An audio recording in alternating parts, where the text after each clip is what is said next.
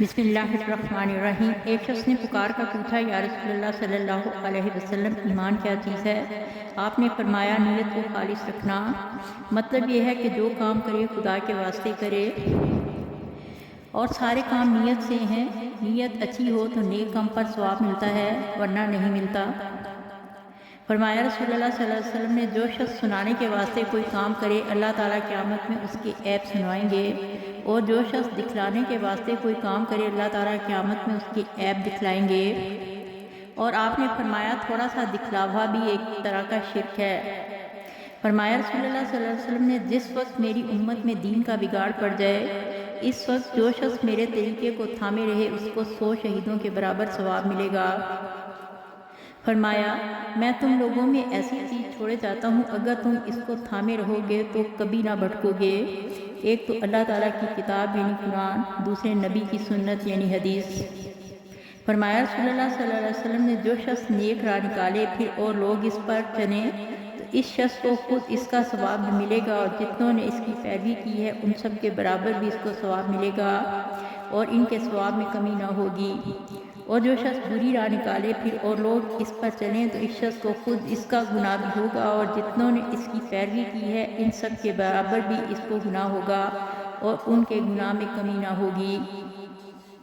مثلا کسی نے اپنی اولاد کی شادی میں رسمیں موقوف کر دیں، یا کسی بیوہ نے نکاح کر لیا اور اس کی دیکھا دیکھی اوروں کو بھی ہمت ہوئی، تو اس شروع کرنے والے کو ہمیشہ ثواب ہوا کرے گا۔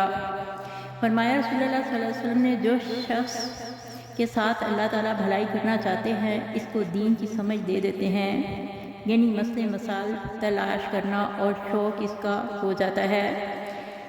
فرمایا رسول اللہ صلی اللہ علیہ وسلم نے، جس سے دین کی بات پوچھی جائے اور اس کو چھپا لے گئے تو قیامت کے دن اس کو آگ کی لگام پہنائی جائے گی۔ فرمایا جناب رسول صلی اللہ علیہ وسلم نے، جس قدر علم ہوتا ہے وہ علم والے پر وبال ہوتا ہے، بجز اس شخص کے جو اس کے موافق عمل کرے۔ فرمایا رسول اللہ صلی اللہ علیہ وسلم نے، پیشاب سے خوب احتیاط رکھا کرو، کیونکہ اکثر قبر کا عذاب اسی سے ہوتا ہے۔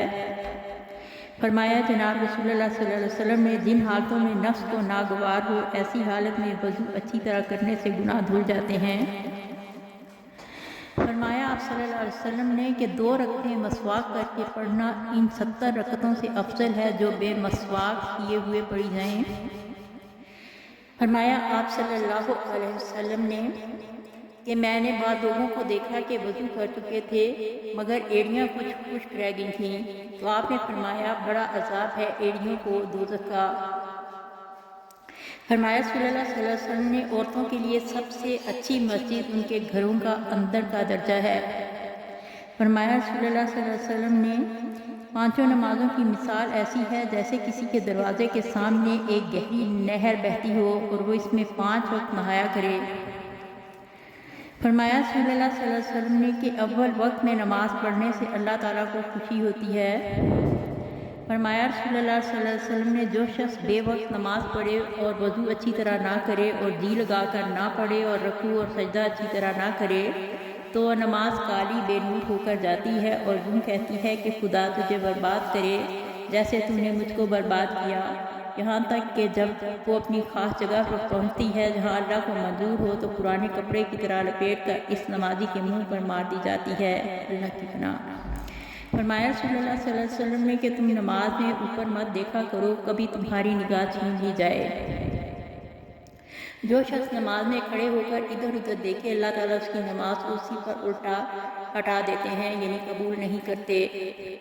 فرمایا رسول اللہ صلی اللہ علیہ وسلم نے کہ اگر نمازی کے سامنے سے گزرنے والے کو خبر ہوتی کہ کتنا گناہ ہوتا ہے تو 40 برس تک کھڑا رہتا، اس کے سامنے سے نہ گزرتا۔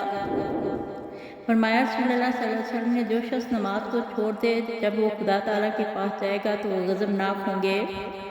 فرمایا رسول اللہ صلی اللہ علیہ وسلم نے، میں نے شب معراج میں بہشت کے دروازے پر لکھا ہوا دیکھا کہ خیرات کا ثواب 10 حصے ملتا ہے اور قرض دینے کا ثواب 18 حصے۔